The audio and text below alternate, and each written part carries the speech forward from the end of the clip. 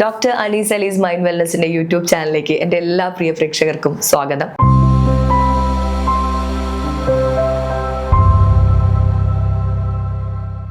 ഒരു ട്രെൻഡാണ് ഇത്. ജനറേഷൻ മാറുന്നതിനനുസരിച്ച് ഇപ്പൊ പണ്ടൊക്കെ ഡേറ്റിംഗ് ഉണ്ട്, ഇപ്പൊ എഫോർട്ട് ഡേറ്റിംഗ് എന്ന് പറഞ്ഞിട്ട് ഇപ്പൊ കുട്ടികൾ തന്നെ ഈ എക്സ്പെൻസ് കാര്യങ്ങളൊക്കെ മനസ്സിലാക്കിയിട്ട് രണ്ടു കൂട്ടരും ഒരുമിച്ച് 50-50 ആയിട്ട് ചെലവ് ചെയ്ത് കല്യാണത്തിലേക്ക് പോവുക. ഡേറ്റിംഗ് അതിന്റെ എക്സ്പെൻസ് കാര്യങ്ങൾ അവർ പരസ്പരം തുറന്നു പറഞ്ഞ് അങ്ങനെയും ഒരു ഇത് പുതിയൊരു ട്രെൻഡിങ് വന്നിട്ട്. പണ്ടൊക്കെ ഒരാള് മാത്രം അത് ഉത്തരവാദിത്തം ഏറ്റെടുത്ത അപ്പൊ അതിൽ നിന്നൊക്കെ വ്യത്യസ്തമായിട്ട് ഇപ്പം ചില പെൺകുട്ടികൾ പറയുന്നുണ്ട്, എന്റെ കല്യാണം അല്ലെങ്കിൽ എൻ്റെ എക്സ്പെൻസ് കല്യാണത്തിന് ഒക്കെ ഞാൻ തന്നെ എടുക്കും. അതേപോലെ തന്നെ ആൺകുട്ടികളാണെങ്കിലും ചിലപ്പോൾ അവർ രണ്ടുപേരും കൂടെ ചേർന്ന് അവർ തീരും. അതൊക്കെ വളരെ നല്ല കാര്യം. അപ്പൊ സാർ അതിനെ കുറിച്ചൊന്ന് പുതിയ ഓക്കെ ഓക്കെ ഇതൊരു പുതിയ ടേമാണ് അഫോർഡ് ഫോർ ഡേറ്റിംഗ്. അത് നമ്മൾ ചുരുക്കം പറഞ്ഞാൽ 50-50 ആയിട്ട് അങ്ങോട്ടും ഇങ്ങോട്ടും ഷെയർ ചെയ്യാന്നുള്ളത്. ഇപ്പൊ കാലം മാറുന്നതിനനുസരിച്ച് ബന്ധങ്ങളിലും പല മാറ്റങ്ങളുണ്ടെന്ന് വേണം നമുക്ക് പറയാൻ. ഒക്കെ ചില കാര്യങ്ങൾ നല്ലതിനാണെന്ന് നമുക്ക് തോന്നിപ്പോകും. കാരണം ഇപ്പോഴത്തെ കാലഘട്ടത്തിൽ എക്സ്പെൻസീവ് ആണ്. ഇപ്പോൾ നമ്മളല്ലേ ഭയങ്കര എക്സ്പെൻസീവ് ആണ്. അപ്പോൾ ആ എക്സ്പെൻസ് മേക്കപ്പ് ചെയ്യാൻ പലതും നമുക്ക് ഒരാളെ കൊണ്ട് മാത്രം കഴിയില്ല. മുമ്പൊക്കെ ഗൃഹനാഥനായിട്ടുള്ള വീട്ടിലൊരാണ് വർക്ക് ചെയ്യുക, പെണ്ണ് അടുക്കളയിൽ മാത്രം ചുറ്റിപ്പറ്റി നിൽക്കുന്നുള്ളൊരു കാലഘട്ടമായിരുന്നു. അതിൽ നിന്ന് കുറേ മാറ്റങ്ങൾ ഇപ്പോൾ സംഭവിച്ചുകൊണ്ടിരിക്കുകയാണ്. അത് തന്നെയാണ് ഈ പുതുതലമുറയിലൊക്കെ. അപ്പോൾ ആർക്കും ഒരു അടുക്കള വസ്തുവായിട്ടോ അടുക്കളയിലൊരു വർക്കുമായിട്ട് മാത്രം നിൽക്കാൻ ഇഷ്ടപ്പെടുന്നില്ല. അവർ അങ്ങനെയാണെങ്കിൽ എന്തിനീ പഠിപ്പും വിദ്യാഭ്യാസം എടുത്ത് എഡ്യൂക്കേഷൻ എല്ലാ മേഖലയിലും ഈക്വലി പ്രാധാന്യം കൽപ്പിക്കുന്നുണ്ട്. ഇപ്പോൾ ആണായാലും പെണ്ണായാലും ഏത് മേഖലയിലും. ചിലതിലൊക്കെ ഇല്ലാത്തത് അതിലേക്ക് എത്തിപ്പെടാനുള്ള സാഹചര്യം ഇല്ലാത്തതുകൊണ്ടാണെന്ന് വേണം പറയാൻ. നിങ്ങളതിലേക്ക് എടുത്തിട്ടാലല്ലേ ശരിയുള്ളൂ. ഇപ്പം ഞാനൊക്കെ ഫ്രീക്വൻ്റ് ട്രാവലറാണ്. ഫ്ലൈറ്റ്സിലൊക്കെ മിക്ക ഫ്ലൈറ്റ്സും ഓടിക്കുന്ന പൈലറ്റ്സുമാരും ലേഡീസിൽ നല്ലൊരു പങ്കുണ്ട്. നമുക്കറിയാം, നമ്മളതിൽ ഫ്ലൈറ്റ് കയറിയിരിക്കുമ്പോൾ അവർ കയറി പോകുന്നതും വരുന്നത്. അപ്പോൾ ടാലൻസുകൾ പലതുണ്ട്. പണ്ടൊന്നും അത് കണ്ടിട്ടില്ല, ആണുങ്ങളെ മാത്രമേ കാണലുള്ളൂ. ഇപ്പോൾ എല്ലാ ഇന്ത്യയിൽ നിന്നുള്ള ഡൊമസ്റ്റിക് ഫ്ലൈറ്റ്സിലും ഇൻ്റർനാഷണൽ ഫ്ലൈറ്റ്സിലും ഒക്കെ പെണ്ണുങ്ങൾ, നോർത്ത് ഇന്ത്യൻ ആളുകളാണ് കൂടുതൽ. ഇനി നമ്മളിവിടത്തൊക്കെ എത്തിയിട്ടില്ല, ഇനി എത്തുമായിരിക്കും.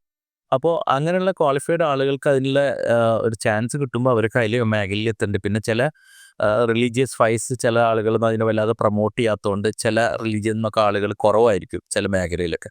പക്ഷെ അതൊക്കെ കാലങ്ങൾ വരുമ്പോൾ ഇനി ഇങ്ങനെ മാറേണ്ടി വരും. ചിലതൊക്കെ നമുക്ക് തടഞ്ഞു നിൽക്കാൻ പറ്റുക കുറേ മാറ്റങ്ങൾ വന്ന പോലെ തന്നെ ഇനി അങ്ങോട്ടും. അപ്പോൾ ഇങ്ങനെയുള്ള ചില കാര്യങ്ങൾ ഇപ്പോഴത്തെ യങ്സ്റ്റേഴ്സ് അങ്ങോട്ടും ഇങ്ങോട്ടും മ്യൂച്വലി ഷെയർ ചെയ്തിട്ട് അങ്ങനെ ഒരു അണ്ടർസ്റ്റാൻഡിങ്ങിൽ ലൈഫ് മുന്നോട്ട് പോകാൻ പ്രിപ്പയർഡ് ആവുന്ന ഒരു അവസ്ഥ ഉണ്ട്. അവനെ അഫോർഡ് ഡേറ്റിംഗ് കൊണ്ട് ഉദ്ദേശിക്കുന്നു. അത് ആ നല്ല സെൻസിൽ മുന്നോട്ട് പോവുകയും അത് നടത്തിക്കൊണ്ടുപോകാൻ സാധിക്കുകയും ചെയ്യുകയാണെങ്കിൽ നല്ലതാണെന്ന് പറയാം. കാരണം എക്സ്പെൻസ് ഷെയർ ചെയ്യണമെങ്കിൽ ഞാനും നിങ്ങളും എൻ്റെ ശമ്പളം കൊണ്ട് മാത്രം എനിക്ക് മുന്നോട്ട് പോകാൻ പറ്റും. എസ്പെഷ്യലി ഇൻ ഫ്യൂച്ചറിൽ നമുക്കുണ്ടാകുന്ന കുട്ടികളിലും അവരുടെ എക്സ്പെൻസ്, അവരുടെ സ്കൂളിങ്, അതുപോലെ അവരുടെ മറ്റുള്ള മെഡിക്കൽ എക്സ്പെൻസസ്, മറ്റുള്ള പല എക്സ്പെൻസസും ബെയർ ചെയ്യാൻ വരുമ്പോൾ ഒരിക്കലും ഒരാളെ കൊണ്ട് കഴിയില്ല. അപ്പോൾ രണ്ടുപേരും ജോലി ചെയ്തിട്ട് കിട്ടുമ്പോൾ അത് ഒരു ഒരു തരത്തിൽ നമുക്ക് മാനേജ് ചെയ്ത് കൊണ്ടുപോകാൻ പറ്റും. പക്ഷെ അത് നേരത്തെ അങ്ങോട്ട് കിട്ടി മ്യൂച്വലി കംപ്ലീറ്റ് പറഞ്ഞ് മനസ്സിലാക്കിയിട്ട് അവരുടെ അണ്ടർസ്റ്റാൻഡിങ്ങിൽ പോവുകയാണെങ്കിൽ നല്ലതാണ്. നല്ലോണം ധാരാളം പെൺകുട്ടികൾ ഇപ്പോൾ വളരെ ഓപ്പണായിട്ട് തന്നെ കല്യാണം പ്രപ്പോസ് വരുമ്പോൾ തന്നെ പറയുന്നുണ്ട്, കല്യാണം കഴിഞ്ഞാൽ വർക്ക് ചെയ്യാൻ അനുവദിക്കണോ. വർക്ക് ചെയ്യാൻ അനുവദിക്കാത്ത കുറേ കുടുംബങ്ങളുണ്ട്. ചില ഹസ്ബൻഡിൻ്റെ ഫാമിലിക്കാരൊക്കെ അത് പറ്റില്ല എന്നൊക്കെ തുറന്ന് പറയുന്നുണ്ട്. ചിലവർ കല്യാണം കഴിച്ച് ഗൾഫിലൊക്കെ ജോലിയുള്ള ആണുങ്ങളാണെങ്കിൽ പെണ്ണുങ്ങളവിടെ ആക്കി പോകുമ്പോൾ അത് പറ്റില്ല, തിരിച്ച് അങ്ങോട്ടും ഞങ്ങൾക്കും നിങ്ങളെ കൂടെ വരണം, അതിനുള്ള കപ്പാസിറ്റി ഉണ്ടോ, മീൻസ് അല്ലെങ്കിൽ അതിനുള്ള അവർക്ക് ആ ഡെസിഗ്നേഷൻ അവിടെ ഉണ്ടോ എന്നൊക്കെ നോക്കുന്ന ആളുകളുണ്ട്. എന്നിട്ട് രണ്ടു കൂട്ടരും വർക്ക് ചെയ്തിട്ട് മുന്നോട്ട് പോകണം. അപ്പോൾ ലൈഫ് കുറച്ചുകൂടി സ്മൂത്ത് ആയിരിക്കും. പക്ഷെ അതെല്ലാം ട്രാൻസ്പെറൻ്റ് ആയിരിക്കണം, ഫുൾ കമ്മ്യൂണിക്കേറ്റ് ചെയ്യണം. എന്നിട്ട് നമ്മൾ ആ ഇംഗത്തിൽ പിന്നീട് നമ്മൾ ആ ഒരു പ്രശ്നം, ഒരു കോംപ്ലക്സ് ഡെവലപ്പ് ചെയ്യാൻ പാടില്ല.